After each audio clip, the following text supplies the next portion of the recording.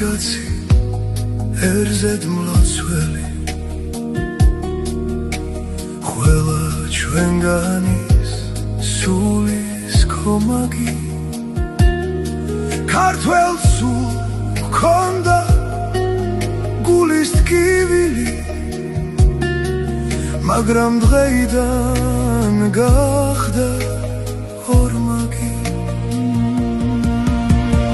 უფალო ჩვენ